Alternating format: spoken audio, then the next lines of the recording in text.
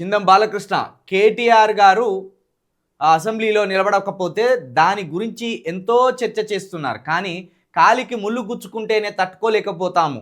అలాంటిది సాయి ఈశ్వరాచారి పెట్రోల్ పోసుకొని చనిపోయాడు. ఎస్, చెప్పుతోడి కొట్టినట్టు ఈ అధికారంలో ఉన్నోళ్ళను అడిగినవు కామెంట్ ద్వారా.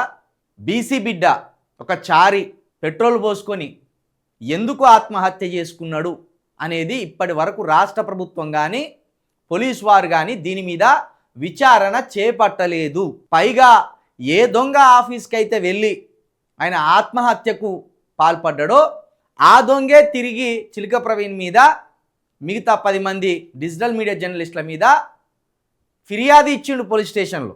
అయితే నేను ఊకుంటానా? ఇక నేను ఎన్హెచ్ఆర్సీలో ఇచ్చిన సాయి ఈశ్వరాచారి మరణానికి కారణం ఎవరు, ఆయనకు పెట్రోల్ బాటిల్ ఎక్కడి నుండి వచ్చింది, ఆయనను ఆత్మహత్యకు ప్రేరేపించిన దొంగ ఎవడు, ఆ దొంగ ఆఫీస్ ముందరికే ఈ సాయి ఈశ్వరాచారి ఎందుకు పోవాల్సి వచ్చింది, ఈ దొంగ ఆత్మహత్య గురించి ఎందుకు మాట్లాడతలేడు, ఆ ఆత్మహత్య మీద ఈ చింతపండు నవీన్ గాడు ఏం క్యాచ్ చేసుకుందాం అనుకున్నాడు, ఆయన భార్య ఆడియోని బిగ్ టీవీ ఎందుకు ప్రసారం చేసింది, బిగ్ టీవీ మీద కేసు ఎందుకు పెట్టలేదు మల్లిగాడు, ఇవన్నీ కూడా హెచ్ఆర్సీ నుండి తప్పకుండా ఈ జవాబులు రాబట్టే విధంగా నేను కేసు వేసిన.